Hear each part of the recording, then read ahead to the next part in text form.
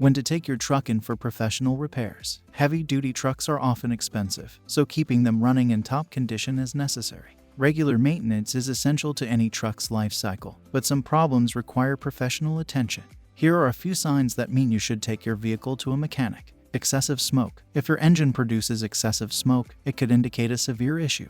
It's important to take your truck in for inspection immediately. Strange noises. Something is likely wrong if you hear strange noises from your engine or exhaust system. A mechanic can pinpoint the source of the noise and fix the problem.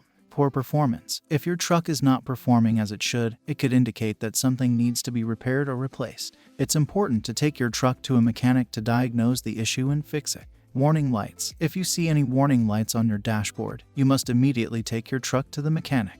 They can diagnose and resolve the issue before any major damage is done. To learn about the benefits of trucking services, check out our previous video.